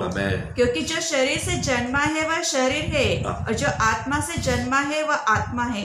जो शरीर से जन्मा है वो शरीर है. അപ്പൊ ശരീര രീതിയിൽ ജനിച്ചത് ശരീരമാണ്. अयो हम लोग एक जन्म नहीं, हम 2 जन्म पाया हुए लोग. കാരണം വിശ്വാസികൾ എന്ന് പറഞ്ഞാൽ അവർ രണ്ട് പ്രാവശ്യം ജനിച്ച ആൾക്കാരാണ്. Praise the Lord. ये जो 2 जन्म नहीं पाया वो लोग प्रभु के आगमन में कभी नहीं जाएगा. അപ്പൊ ഈ 2 പ്രാവശ്യം ജനിച്ച ഈ വ്യക്തികൾ ജനിച്ചിട്ടില്ലെങ്കിൽ കർത്താവിന്റെ രഹസ്യ വരവിൽ അവർ പോകത്തില്ല. ये बात बहुत ध्यान दे करके सुनना. അതുകൊണ്ട് ഇതെല്ലാം ശ്രദ്ധിച്ച് കേൾക്കണേ. आपका 2 बार जन्म हुआ है क्या? നിങ്ങള് കേൾക്കുന്നവരെ നിങ്ങൾ 2 പ്രാവശ്യം ജനനം നടന്നിട്ടുണ്ടോ? एक बार जो जन्मा अपनी माँ से जन्मा, ആദ്യം ജനിച്ചപ്പോൾ അവർ അമ്മയുടെ ഉദരത്തിൽ അമ്മയിൽ നിന്ന് ജനിച്ചു. वो मतलब पेट से जन्मा. दूसरा जन्म स्वर्ग से जन्मा. അതായത് മനുഷ്യ രീതിയിൽ വയറിൽ നിന്ന് ആണ് ജനിച്ചത്. എന്നാൽ രണ്ടാം ജനം എന്ന് പറഞ്ഞ സ്വർഗത്തിൽ നിന്ന് ജനിച്ചതാണ്. മലയാളത്തിൽ പറയാൻ നല്ല ഇതുണ്ട്. ഉദരത്തിൽ നിന്നും ജനിക്കുന്നതും ഉയരത്തിൽ നിന്നും ജനിക്കുന്നതും എന്ന 2 പ്രയോഗം. നല്ലൊരു പ്രയോഗം. ഉദരത്തിൽ നിന്നും उयरത്തിൽ നിന്നും ഉദരം ഉയരം. तो यहाँ पर हिंदी में इतना नहीं जमता, तो मैं आपको बताना चाहता हूँ कि जो पेट से जन्मा और एक ऊपर से जन्मा. ഉദരത്തിൽ നിന്ന് ജനിച്ചതും മേളിൽ നിന്ന് ജനിച്ചതും. Praise the Lord. ये बहुत बड़ी बात. तो ഇത് വലിയ കാര്യമാണ്. मतलब आज अगर हमारा जन्म, अगर ये नया जन्म या ऊपर से जो नया जन्म नहीं पाया, उनको मतलब मंडली में आता रहेगा तो भी वो मंडली का अंग या मंडली का सदस्य नहीं है. അപ്പൊ ഇവരിങ്ങനെ പുതിയതായിട്ട് ജനിച്ചിട്ടില്ലെങ്കിൽ അല്ലെങ്കിൽ സ്വർഗത്തിൽ നിന്ന് ജനനം നടന്നിട്ടില്ലെങ്കിൽ അവരെ സഭയിൽ എത്ര വന്നു എന്ന് പറഞ്ഞാലും കർത്താവിന്റെ സഭയിൽ അവർ അംഗങ്ങളല്ല. क्योंकि उनका नया जन्म नहीं हुआ. കാരണം അവർ വീണ്ടും ജനിച്ചിട്ടില്ല. उनको मतलब प्रभु के साथ कुछ भी नाता नहीं. കാരണം അവർ കർത്താവുമായിട്ട് ഒരു ബന്ധവുമില്ല. तो ऐसा लोगों के बारे में यहाँ पर प्रेरित पौलुस कहता है कि जो शारीरिक लोग हैं, जो कि उन लोग प्रभु की बातों को नहीं समझ सकता, क्योंकि वो आत्मिक रीति से जांचना पड़ता है. उनमें आत्मा है ही नहीं, फिर आत्मिक बातों को कैसे समझे? പ്രാകൃതന്മാരെന്ന് പറഞ്ഞു കഴിഞ്ഞാൽ അവർക്ക് ദൈവത്തിന്റെ ആത്മാവിന്റെ കാര്യങ്ങൾ അവർക്ക് മനസ്സിലാക്കാൻ പറ്റത്തില്ല. അത് അവർക്ക് പോഷത്വമാണ്. കാരണം ആത്മീയ കാര്യത്തിൽ വിവേചിക്കേണ്ട ആയതുകൊണ്ട്. लेकिन हम उसका 13 वचन में जब हम पढ़ता है, നമ്മൾ 13-ാം വാക്യത്തിൽ വായിക്കുമ്പോൾ അത് ഞങ്ങൾ മാനുഷ്യജ്ഞാനം ഉപദേശിക്കുന്ന വചനങ്ങളല്ല, ആത്മാവ് ഉപദേശിക്കുന്ന വചനങ്ങളെ തന്നെ പ്രസ്താവിച്ചുകൊണ്ട് ആത്മീകന്മാർക്ക് ആത്മീകമായത് തെളിയിക്കുന്നു. जिसको हम मनुष्य के ज्ञान की सिखाई हुई बातें में नहीं, परंतु आत्मा की सिखाई हुई बातों में आत्मिक बातों से मिला कर सुनाते हैं. आत्मिक बात मिला करके आत्मिक लोगों को ये बात को प्रकट करके देता है. ആത്മീയ കാര്യങ്ങൾ ആത്മാവുള്ളവർക്ക് ആത്മീയ കാര്യങ്ങൾ മനസ്സിലാക്കി കൊടുക്കുന്നു. बहुत बड़ी बात है. അത് വലിയ കാര്യമല്ലേ? मतलब इधर बोलता है आत्मिक जन. അവരോട് ആത്മീയ കൂട്ടർ എന്നാ പറഞ്ഞിരിക്കുന്നത്. यहाँ पर आत्मिक जन आत्मा की बात, आत्मा से जब उनको वजन मिला करके जब देता है, उनको आत्मिक उन्नति मिलता है. അപ്പൊ ഈ ആത്മീയമുള്ള വിശ്വാസികള് ആത്മീയ കാര്യങ്ങൾ ആത്മാവിന്റെ പ്രേരണയാൽ അവർ കേൾക്കുമ്പോൾ അവർക്ക് ആത്മീയ ഉന്നതി ആകും. अभी हमने पहले देखा शारीरिक लोग. അപ്പൊ ആദ്യം നമ്മള് സ്വഭാവ അല്ലെങ്കിൽ പ്രാകൃതന്മാരെ നമ്മൾ കണ്ടു. दूसरा हमने देखा आत्मिक लोग. രണ്ടാമത് നമ്മൾ നോക്കിയത് ആത്മീയരെ നമ്മൾ കണ്ടു. तो तीसरी बात जब हम देखते हैं उसका 3 अध्याय का पहला वचन, 3-ാം അധ്യായം 1-ാം വാക്യത്തിൽ 3-ാമത്തെ കൂട്ടർ നമ്മൾ കാണുന്നുണ്ട്. അവിടെ ഉദാഹരണം പഠിത്ത എന്നാൽ സഹോദരന്മാരെ, നിങ്ങളോട് എനിക്ക് ആത്മീയരോട് എന്ന പോലെ അല്ല, ജഡീകന്മാരോട് എന്ന പോലെ, ക്രിസ്തുവിൽ ശിശുക്കളായവരെന്നവരോട് എന്ന പോലെ അത്രേ സംസാരിക്കാൻ കഴിഞ്ഞുള്ളൂ. ജഡീകന്മാർ. हे भाइयों, मैं तुमसे इस रीति से बातें न कर सका जैसे आत्मिक लोगों से, परंतु जैसे शारीरिक लोगों से और उनसे जो मसीह में बालक हैं. यहाँ पर भी हम देखते हैं कि हिंदी में शारीरिक लोग का लिखा, मतलब उसका 14 में क्या लिखा था? 2-14 അതും അത് ആക്ച്വലി സ്വാഭാവികമാണ്. शारीरिक लोग लिखा है, लेकिन थोड़ा सा मतलब भाषा में फर्क है. वो स्वाभाविक लोग है. 2:14 में जो लिखा है वो स्वाभाविक लोग आना चाहिए और यहाँ पर शारीरिक लोग आना चाहिए. അപ്പൊ അത് ഹിന്ദിയുടെ പരിഭാഷയിൽ ഇച്ചിരി വ്യത്യാസമുണ്ട്. ओके, तो आप समझेंगे करके मैं आशा करता हूँ. मतलब जो व्यक्ति का जो नया जन्म नहीं हुआ, ആരൊക്കെ പുതിയ ജന്മം വീണ്ടെടുപ്പ് നടന്നിട്ടില്ല അവരുടെ, वे लोग स्वाभाविक लोग, അവര് പ്രാകൃതന്മാർ. मराठी में स्वाभाविक. गुड. मराठी में बराबर आया. മറാഠിയിൽ അത് ശരിക്കും വന്നിട്ടുണ്ട്. स्वाभाविक लोक. അത് പ്രാകൃതന്മാർ. स्वाभाविक वृत्तीचा माणूस देवाच्या आत्म्याच्या गोष्टी स्वीकारित नाही. 2:14. तो ये मतलब हिंदी परिभाषा में आप लोग थोड़ा उसको सही करने के लिए प्रयास कीजिएगा, तभी आपको ज्यादा गहराई में समझ पाएगा. അപ്പൊ ഹിന്ദി ബൈബിൾ ഉണ്ടെങ്കിൽ അവർ അവരുടെ പരിഭാഷയിൽ അത് ശരിക്കും തിരുത്തണേ. तो हम लोग यहाँ पर क्या देखता है, ഇവിടെ നമ്മൾ എന്താ നമ്മൾ നോക്കുന്നത്, यहाँ पर हम तीसरा अध्याय का पहला वचन में एक तीसरा झुंड को देखता है, वो है शारीरिक लोग. അപ്പൊ നമ്മള് മൂന്നാം അധ്യായത്തിന്റെ 1-ാം വാക്യത്തിൽ നമ്മൾ നോക്കുന്നത് അവിടെ ജഡീകന്മാരെ നമ്മൾ വായിക്കുന്നുണ്ട്. अब ये शारीरिक लोगों की अवस्था क्या है, ഈ ജഡീകന്മാരുടെ അവസ്ഥ എന്താണ്, वे लोग हमारा आत्मिक जीवन में उन्नति नहीं पाया, അവര് ആത്മീയ ജീവിതത്തിൽ വളർച്ച പ്രാപിച്ചിട്ടില്ല, वो आत्मिक बातों को समझ नहीं पाता. അവര് രക്ഷിക്കപ്പെട്ട് കഴിഞ്ഞാലും ആത്മീയ കാര്യങ്ങൾ അവർക്ക് മനസ്സിലാക്കാൻ പറ്റുന്നില്ല. मतलब उधार पाकर 15 साल हुआ, परंतु अभी भी मतलब 2 साल का भी आत्मिक उन्नति उनको नहीं मिली. രക്ഷിക്കപ്പെട്ടിട്ട് ചിലപ്പോൾ 15 വർഷമായി കഴിഞ്ഞമായിരിക്കും, എന്നാൽ വചനത്തിന്റെ കാര്യവും ആത്മീയ കാര്യങ്ങളും ഇപ്പൊ 2 വയസ്സുള്ള കുഞ്ഞിന്റെ അവസ്ഥയിൽ പോലെയാണ്. इतना दुख की बात है. അത് എത്ര ദുഃഖമുള്ള കാര്യമല്ലേ. वो लोगों से समस्या होता है. ഈ ഒരു കൂട്ടരിൽ നിന്നാണ് സഭയിൽ എപ്പോഴും ബുദ്ധിമുട്ട് വരുന്നത്. मंडली में कभी भी आत्मिक लोगों से कोई समस्या कभी नहीं आएगा. കാരണം സഭയിൽ ഒരിക്കലും ആത്മീയ വിശ്വാസത്തിൽ നിന്ന് ഒരിക്കലും ഒരു ബുദ്ധിമുട്ടും പ്രയാസം ആകത്തില്ല. आपको मालूम है दुनिया भर के सारे मंडली में ये तीनों प्रकार का लोग रहता है, इसलिए समस्या ज्यादा होता है. നമ്മൾ നോക്കുന്ന ലോകം മൊത്തം സഭയിൽ നമ്മൾ കൂടി വരുമ്പോൾ ഈ 3 പ്രകാരമുള്ള വിശ്വാസികൾ കൂടി വരുമ്പോൾ ആണ് അവിടെ പ്രശ്നങ്ങൾ വരുന്നത്. कई बार कई लोग पूछता है कि आप लोग इतना आत्मिक बातें इतना गहरी बातें सिखाते हैं, तो मंडली में समस्या क्यों? അപ്പൊ ജനങ്ങൾ വെളിയിലത്തെ ആൾക്കാർ ലോകത്തിന്റെ ആൾക്കാർ എപ്പോഴും ചോദിക്കുന്ന ഒരു കാര്യമാണ്, അല്ലെങ്കിൽ ചില ആൾക്കാർ ഇങ്ങനെ ചോദിക്കുകയാണ്, നിങ്ങൾ ഇത്ര ആത്മീയ കാര്യങ്ങൾ ആഴമുള്ള കാര്യങ്ങൾ പറഞ്ഞു കഴിഞ്ഞിട്ടും സഭയിൽ എന്തിനാ ഇത്രയും പ്രശ്നങ്ങളും കാര്യങ്ങൾ വരുന്നത്? उसका कारण यही है, लोगों को नहीं मालूम वहां पर मंडली में ये 3 प्रकार का लोग रहता है. കാരണം ലോകത്തിന് അല്ലെങ്കിൽ ലോകീയ ആൾക്കാർക്ക് ഈ സഭയിൽ 3 പ്രകാരമുള്ള വിശ്വാസികൾ കൂടി വരുന്നുണ്ടെന്ന കാര്യങ്ങൾ അവർക്ക് അറിയത്തില്ല. ये बात जिसको मालूम है उनको इस बात में कोई समस्या या सवाल का बात है ही नहीं. അപ്പൊ ഈ കാര്യങ്ങൾ മനസ്സിലായി കഴിഞ്ഞാൽ അവർക്ക് പിന്നെ ഈ വിഷമം അവർക്ക് പ്രയാസം വരത്തില്ല. ये सबसे बड़ी बात, एक सच्चा उदार पाकर के जो आत्मिक अनुभव में पहुंच गया हुआ एक आत्मिक जीवन बिताने वाला एक व्यक्ति हमेशा ये बात को जानता है कि मैं एक प्रभु का बेटा है. അതുകൊണ്ട് ഒരു യഥാർത്ഥമായിട്ട് രക്ഷിക്കപ്പെട്ട ഒരു വിശ്വാസി, ആത്മാവിൽ നയിക്കപ്പെടുന്ന വിശ്വാസി, അവൻ അറിയപ്പെട്ടും ഞാനൊരു സത്യവിശ്വാസിയാണെന്ന്. मैं आपको पूछना चाहता हूँ, അതുകൊണ്ട് ഞാൻ ഒരു കാര്യം ചോദിക്കാൻ ആഗ്രഹിക്കുന്നത്, आज भी आप उड़ने के बाद में आत्मा में आपको ये गवाही मिला क्या, मैं एक प्रभु का बेटा है? ഇന്ന് രാവിലെ നിങ്ങൾ എഴുന്നേറ്റപ്പോൾ തന്നെ നിങ്ങൾ ആത്മാവിൽ ഒരു സാക്ഷ്യം കിട്ടിയോ, ഞാൻ ദൈവത്തിന്റെ മകനാണെന്ന്? जब हम अब्बा पिता करके अगर पिता से बात किया है, നമ്മള് ഹേ അബ്ബാ പിതാവേ എന്ന് നമ്മൾ വിളിച്ച് പിതാവുമായിട്ട് നമ്മൾ സംസാരിക്കുവാണെങ്കിൽ, क्योंकि प्रभु मतलब पिता ने हमें पुत्रत्व की आत्मा दिया है, കാരണം ദൈവം നമ്മളെ പുത്രത്വത്തിന്റെ ആത്മാവ് നമുക്ക് തന്നിട്ടുണ്ട്. और ये आत्मा में हम जब अब्बा पिता करके जब कहता है, അപ്പോൾ നമ്മൾ ആത്മാവിൽ അബ്ബാ പിതാവിൽ നമ്മൾ വിളിക്കുമ്പോൾ उसी समय में हाँ बेटे करके पुकार हमारा प्रभु का आवाज भी हम सुनते हैं. അതേ സമയത്ത് അതേ മകനെ പറയൂ എന്ന് പറഞ്ഞ് കർത്താവിന്റെ ഒരു ശബ്ദം നമുക്ക് കേൾക്കാൻ പറ്റും. मतलब ये बात अगर आपको ये वाणी आप आत्मा में अगर नहीं सुन पा रहा है, अभी आत्मिक जन करके कहने का लायक अभी अवस्था में नहीं पहुंचा. അപ്പൊ ഇങ്ങനെയുള്ള ഉത്തരം നിങ്ങൾക്ക് കേൾക്കാൻ പറ്റുന്നില്ലെങ്കിൽ അതിന്റെ അർത്ഥം ഇതുവരെയും ആത്മീയ രീതിയിൽ നിങ്ങൾ വളർച്ച പ്രാപിച്ചിട്ടില്ല, അതുകൊണ്ടാണ്. अब क्योंकि आपको मालूम है जब तक इस आत्मिक अवस्था में नहीं आता तब तक प्रभु का वाणी का पहचान नहीं होता.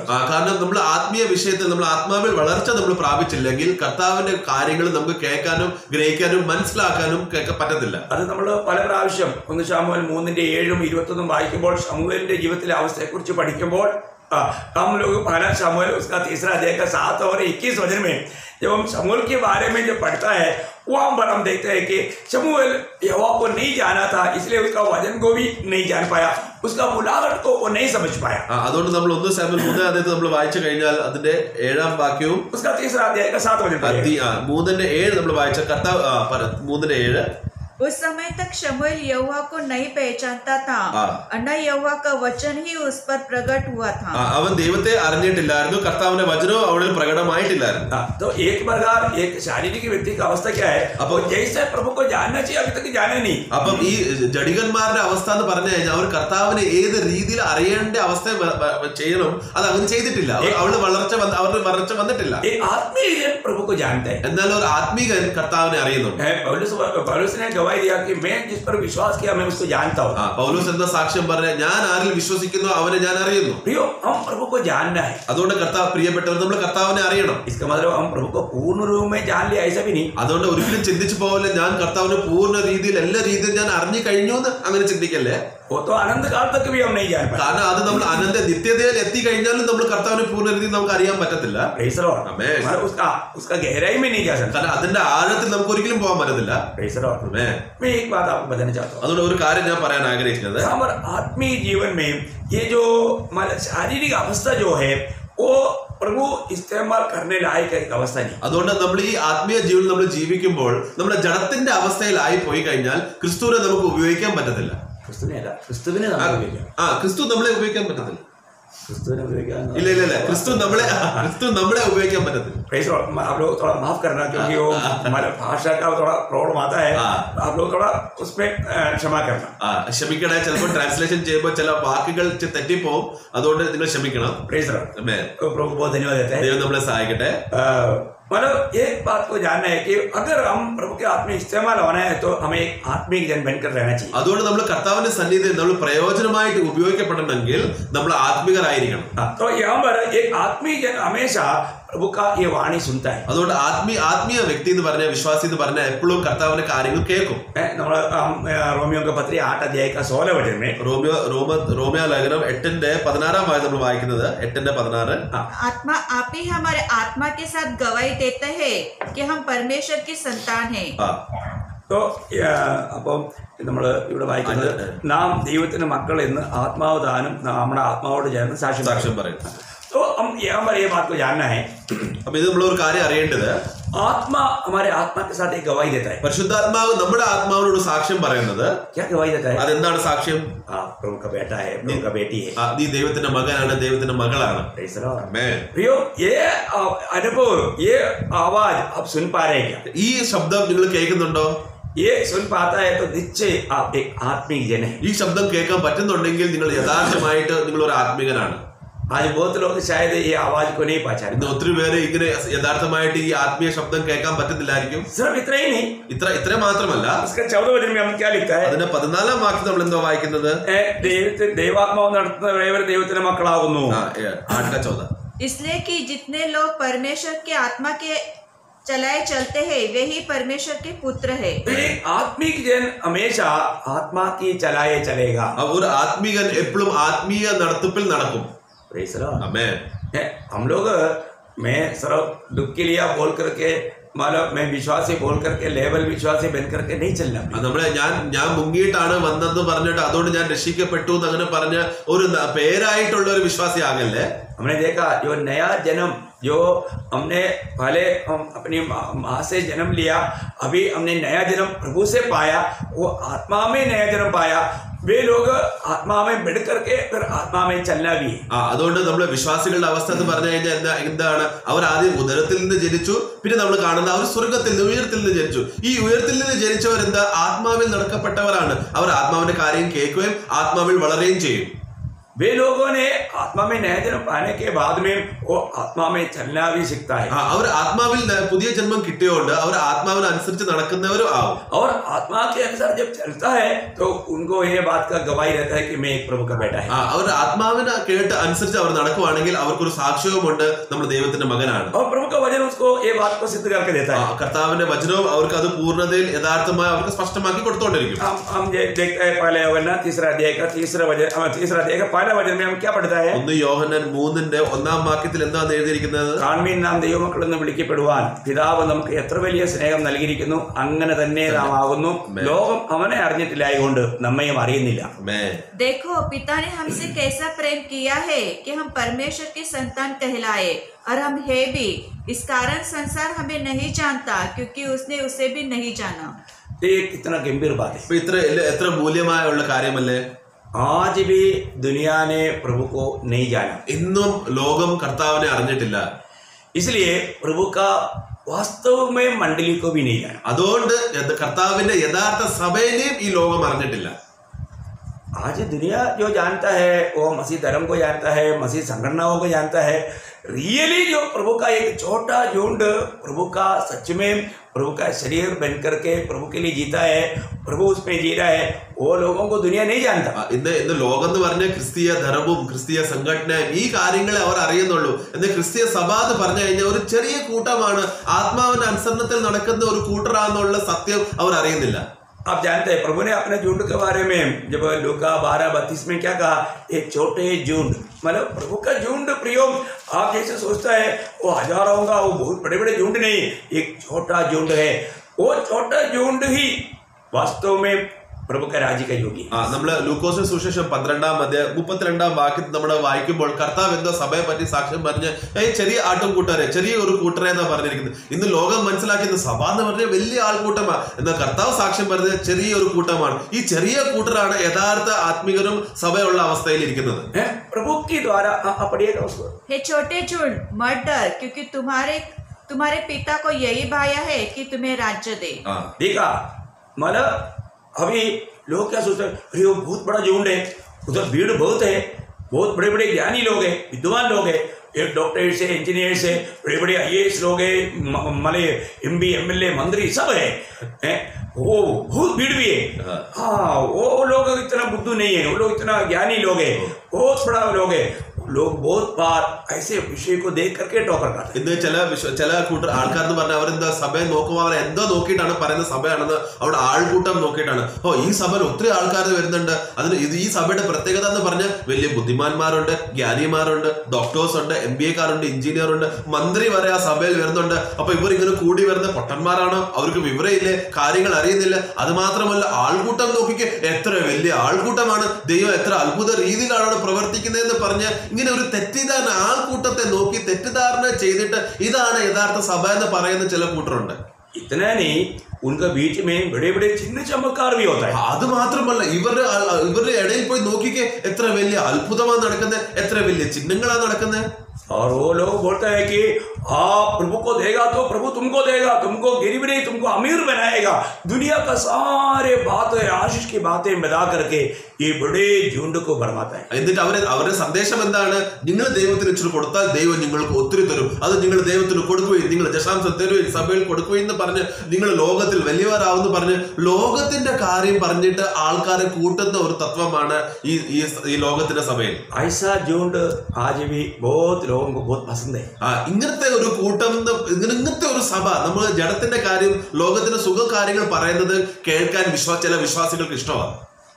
प्रिय परमेश्वर की जनों, मैं आपको बताना चाहता हूँ, और ये बात प्रभु का मंडली क्या है और मंडली किस रीति में चलाया जाता है, ये सब जानना बहुत जरूरी बात है. അതുകൊണ്ട് പ്രിയപ്പെട്ടവരെ, ഞാൻ പറയുന്നത് നമ്മുടെ കർത്താവിന്റെ സഭ എന്താണ്, കർത്താവിന്റെ സഭയുടെ രീതി എങ്ങനെയാന്നൊക്കെ കാര്യങ്ങൾ നമ്മൾ ശരിക്കും മനസ്സിലാക്കണം. आज भी लोगों ने प्रभु यीशु मसीह के नाम जाना, प्रभु यीशु मसीह के बारे में बहुत कुछ जाना, प्रभु यीशु मसीह को अभी तक नहीं जाना. ഇന്ന് എല്ലാവരും കർത്താവ് യേശുക്രിസ്തുവിന്റെ പേര് അറിയുന്നു, കർത്താവിനെ പറ്റിയിട്ട് അറിയുന്നുണ്ട്, എന്നാൽ കർത്താവ് എന്ന വ്യക്തിനെ അവർ അറിഞ്ഞിട്ടില്ല.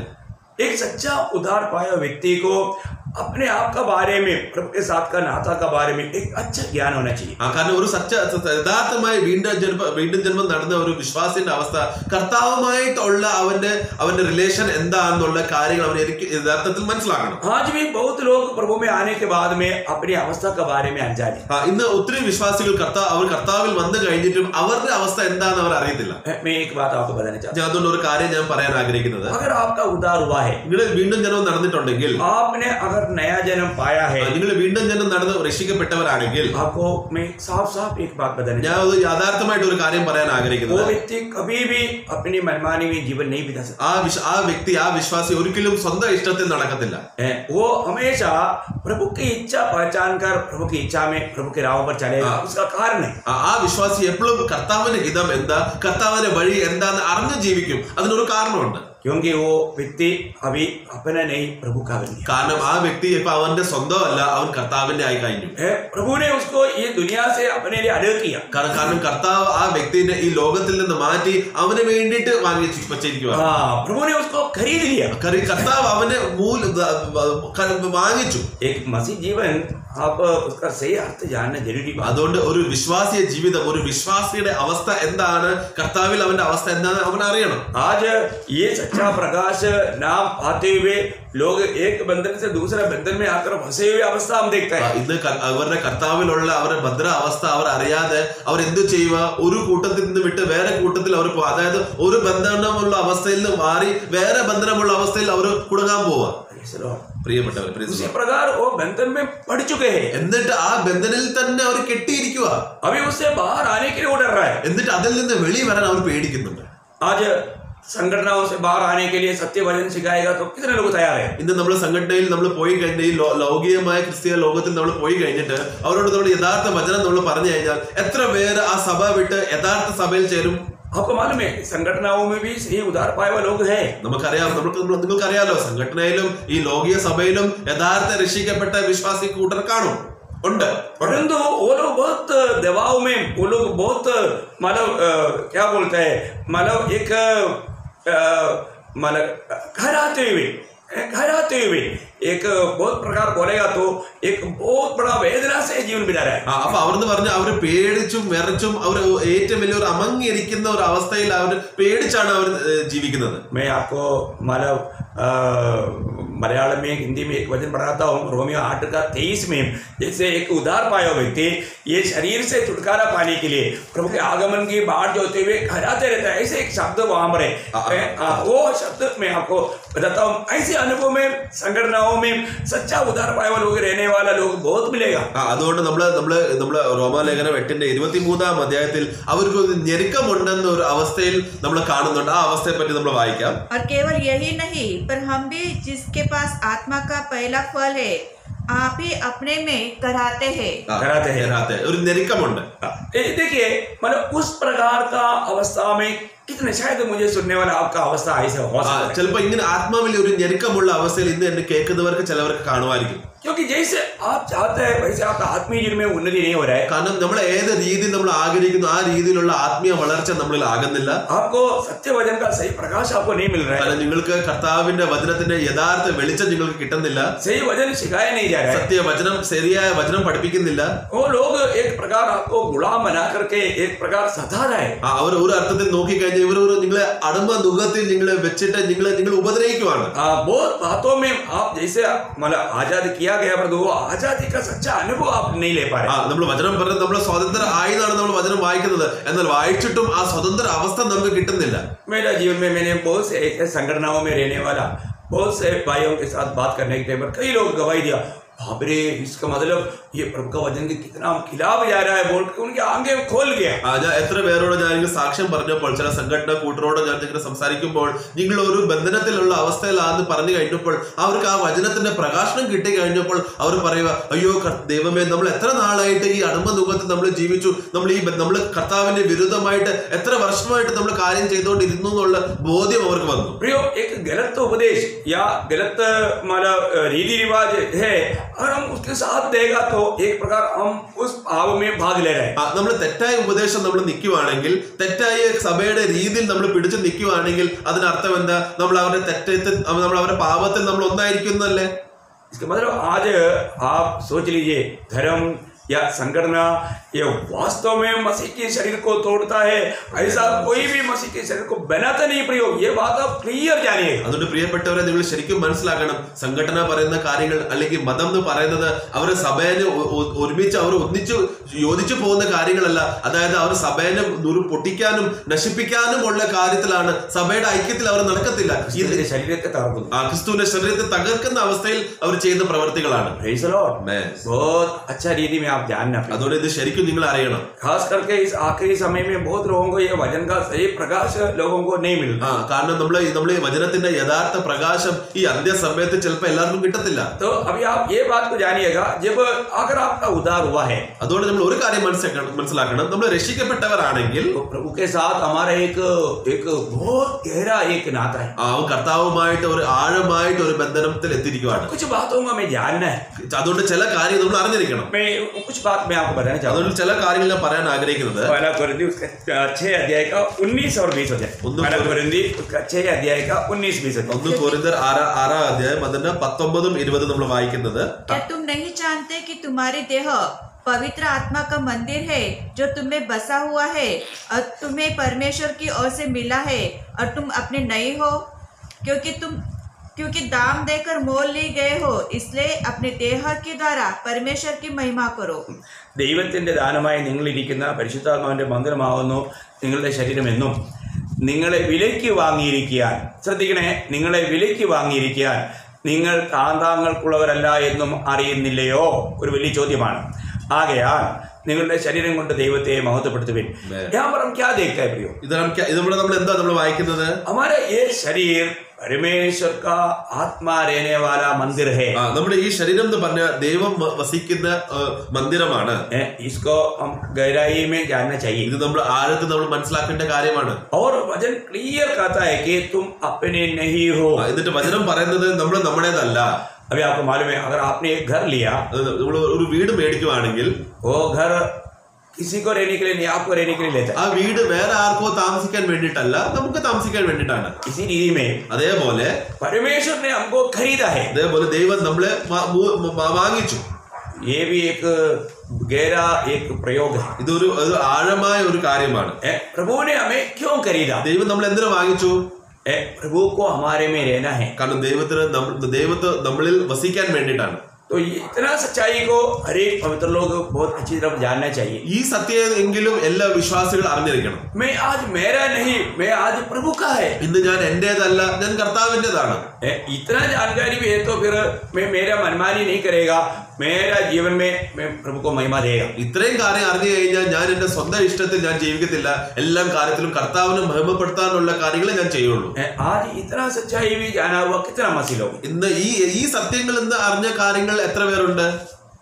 ये सच्चाई को जान करके प्रभु को हमारा अपना जीवन समर्पण करके प्रभु का महिमा होना चाहिए, प्रभु मुझ में जीना चाहिए, इस सच्चाई अपना करके जीवन बिताने वाला कितना पवित्र लोग. ഈ ഇത്രയും സത്യം അറിഞ്ഞിരിക്കുന്നത്, അതായത് ഞാൻ കർത്താവിന്റെ ആണ്, കർത്താവിന്റെ വകയാണ്, കർത്താവിന്റെ വാങ്ങിച്ചു, അതുകൊണ്ട് ഞാൻ എന്റെ സ്വന്തം ഇഷ്ടത്തിലല്ല, കർത്താവിന്റെ ഇഷ്ടം അനുസരിച്ച് ഞാൻ ജീവിക്കണം എന്നുള്ള സത്യം നമ്മൾ എത്ര പേര് നമ്മൾ അറിഞ്ഞിട്ടുണ്ട്? അറിയുവാണെങ്കിൽ അതനുസരിച്ച് ജീവിക്കണം.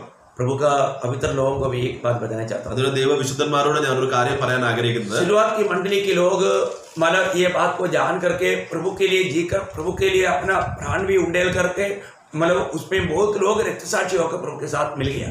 ഒന്നാം നൂറ്റാണ്ടിലുള്ള വിശുദ്ധന്മാരുടെ പ്രത്യേകത എന്ന് പറഞ്ഞു കഴിഞ്ഞാൽ അവർ ഈ സത്യത്തിൽ ജീവിക്കുന്നവരായിരുന്നു. അവർ ഇങ്ങനെ ഈ സത്യത്തിൽ ജീവിച്ച് അവരുടെ സ്വന്തം ജീവനെ വരെ പകച്ച് അവരുടെ ജീവനെ ത്യാഗമായിട്ട് രക്തസാക്ഷിയാകാൻ മരിക്കാനും അവർ തയ്യാറായി. എത്ര പേരിങ്ങനെ മരിച്ചിട്ടുണ്ട്?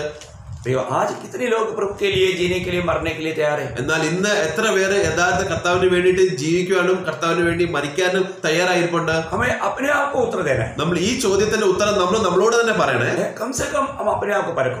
നമ്മളെ തന്നെ നമ്മൾ പരിശോധിക്കുക. आज मेरा जीवन का लक्ष्य मेरा कुछ इच्छा पूरा करना है या प्रभु की इच्छा पूरा करना है. എന്റെ ജീവന്റെ ലക്ഷ്യം എന്ന് പറഞ്ഞു കഴിഞ്ഞാൽ ഞാൻ എന്നെ സന്തോഷപ്പെട്ട് തൃപ്തിപ്പെടുത്തി ജീവിക്കുവാണോ, അതോ ദൈവത്തിന്റെ ഹിതം അന്വേഷിച്ച് ജീവിക്കുവാണോ, ദൈവത്തിന്റെ प्रसाद जीविക്കുവാണോ, എന്താണ് നമ്മുടെ ഇഷ്ടം? एक सच्चा आत्मिक जन ये विषयों को जान करके मैं मेरा नहीं, मैं प्रभु का खरीदा हुआ जानकर प्रभु का महिमा चाहते हैं. കാരണം യഥാർത്ഥ വിശ്വാസി എന്ന് പറഞ്ഞ സത്യവിശ്വാസി എന്ന് പറഞ്ഞ കർത്താവിന് അതിന് മൂലം കൊടുത്ത് എന്നെ വാങ്ങിച്ച ഒരു ആണ്. ഞാൻ എന്റേതല്ല, ഞാൻ കർത്താവിന്റെ ആണ്. അതുകൊണ്ട് എന്ത് ചെയ്താലും കർത്താവിനെ മഹത്വപ്പെടുത്താനുള്ള ഉദ്ദേശത്തിലുള്ള കാര്യമേ ചെയ്യുള്ളൂ എന്നുള്ള ഒരു സത്യ ആത്മീയൻ എന്ന് ചിന്തിക്കും. प्रियो, इस वचन क्लियर कहता है कि तुम प्रभु का मंदिर होने के कारण जब तक तुम शरीर में रहता है शरीर के द्वारा प्रभु का महिमा करो.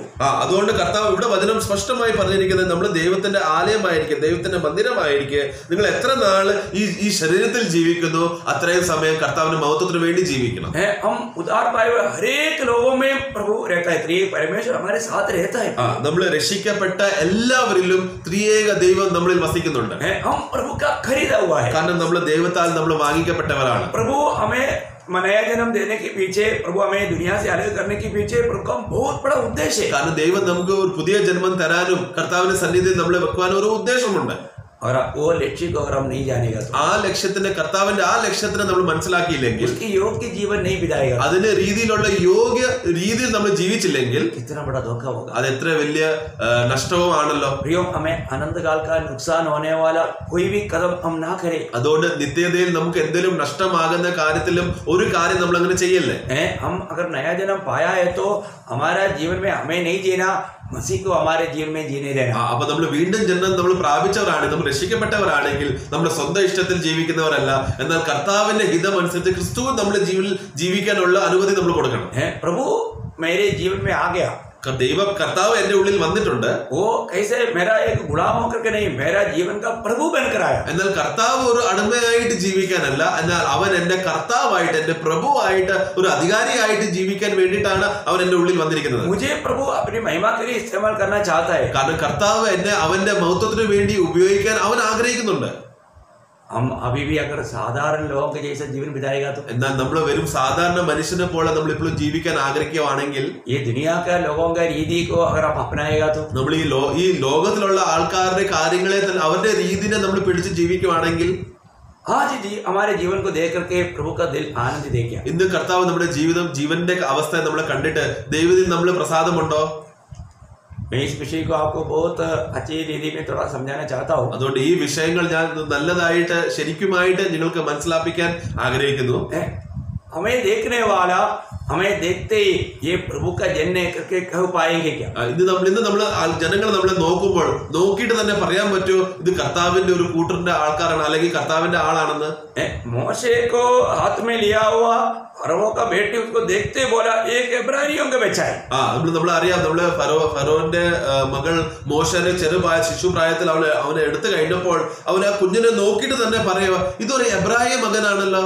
अभी वो बच्चे को देखते ही पहचाना कि ये एक मिस्री नहीं है, एक इब्राय बालक. അപ്പൊ ഒരു കുഞ്ഞിനെ എടുത്തു കഴിഞ്ഞിട്ട് ആ സ്ത്രീ പറയുവാണ് ഇത് മിസ്രൈമിന്റെ ആളല്ല, എന്നാൽ ഒരു എബ്രായ ബാലനാണെന്ന് അവർക്ക് പറയാൻ പറ്റുവാണെങ്കിൽ, प्रियो, हमारे जीवन में हमें देखने वाला ये जरूर कहना चाहिए ये क्रिस्ती है.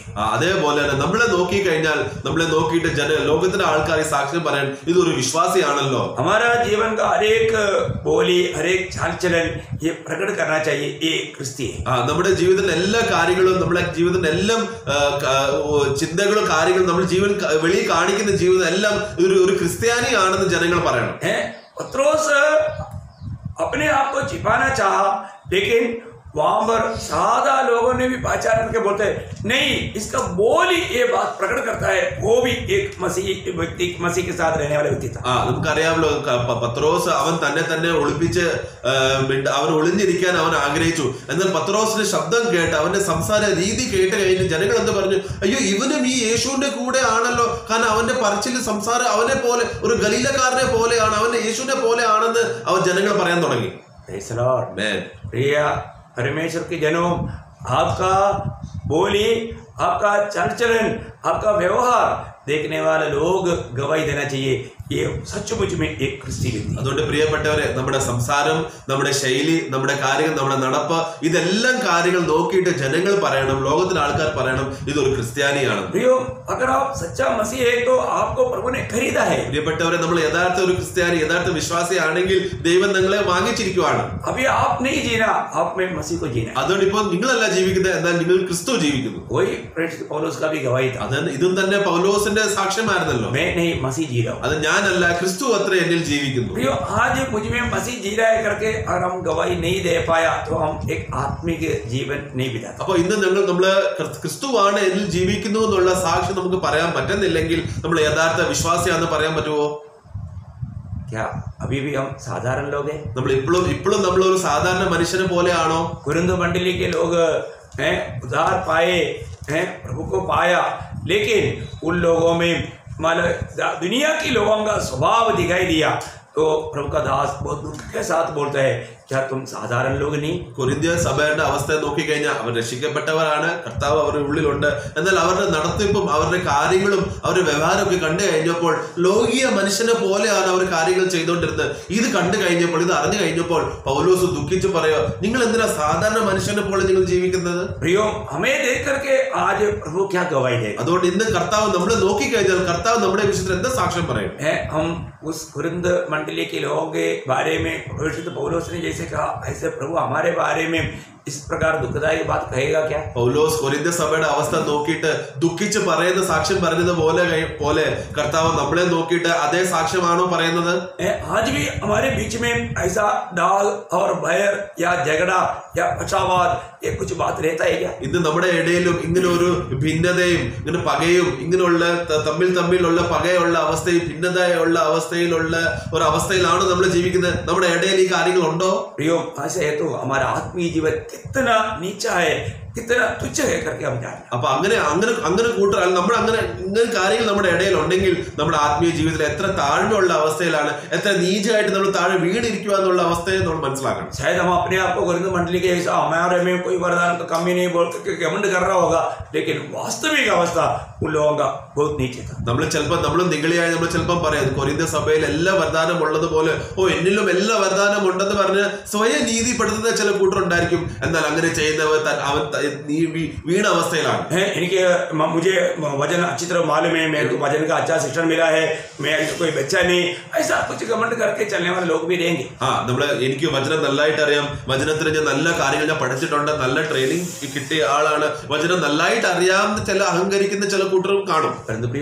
जीवन कैसा है? എന്നാൽ നമ്മുടെ ജീവിതം എങ്ങനെയാണ്? हमारे जीवन के बारे में लोग क्या गवाही देते हैं? നമ്മുടെ ജീവിതത്തിന്റെ വിഷയത്തിൽ ആൾക്കാർ എന്താ നമ്മളെ പറ്റി സാക്ഷ്യം പറയുന്നത്? दृष्टि में आज हमारे जीवन कैसा? ദൈവത്തിന്റെ സന്നിധിയിലുള്ള നമ്മുടെ സാക്ഷ്യം എന്താ? ദൈവം നമ്മളെ പറ്റി എന്താ സാക്ഷ്യം പറയുന്നത്? हम और लोगों के जैसा उनके साथ मिला जुला जीवन बिताता है क्या? നമ്മൾ സാധാരണ മനുഷ്യനെ പോലെ അവരെ പോലെ തുല്യമായി ജീവിക്കുന്നവരാണോ?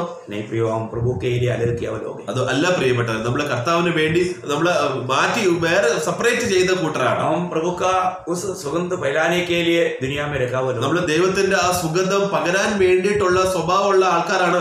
ആ സുഗന്ധം പകരാൻ വേണ്ടിയിട്ടാണ് ദൈവം നമ്മളെ ലോകത്തിൽ വച്ചിരിക്കുന്നത്. इस जीवन को हम और भी थोड़ा ज्यादा गहराई से परखेंगे. അതുകൊണ്ട് നമ്മുടെ ഈ ജീവിതത്തെ ഇനി ആഴമായിട്ട് നമ്മൾ പരിശോധിക്കുക. हम कहीं धोखे में है क्या? हम अपने आप को जान जाएंगे. നമ്മൾ ഒരു ചതിയിലാണോ, നമ്മൾ ധോക്കയില്ല ചതിയിലുള്ള അവസ്ഥയിലാണോ നമ്മൾ നോക്കണം. आशा करता हूँ आज आप ये वचन सुनने के बाद अपने जीवन को दूसरे को मत परखो, अपने आप को परखो. അതുകൊണ്ട് വഞ്ചന അവസ്ഥയിൽ ജീവിക്കാതെ ഇന്ന് ഈ കേൾക്കുന്ന വചനം ആ സഹോദരൻ അങ്ങനെ ആ സഹോദരി അങ്ങനെ പറയല്, എന്നാൽ ഞാൻ എങ്ങനെയാണോ എന്ന് ഈ വചന സന്നിധിയിൽ വെച്ച് തന്നെത്താൻ ശോധന ചെയ്യണം. कई बार वचन सुनने के समय में भी लोग दूसरे के ऊपर हमको उड़ाता है, अपने जीवन के बारे में परखता है. കാരണം എപ്പോഴും ചിലവർ വചനം കേട്ട് കഴിഞ്ഞിട്ട് എന്തുണ്ട്, ആ സഹോദരനെ പറ്റിയിട്ടാ പറയുന്നത്, ആ സഹോദരിയെ പറ്റിയിട്ടാന്ന് പറഞ്ഞ് വേറെ ആൾക്കാരുടെ മേളിലാണ് വിരൽ ചൂണ്ടുന്നത്, സ്വന്തത്തിൽ വിരൽ ചൂണ്ടുന്നില്ല.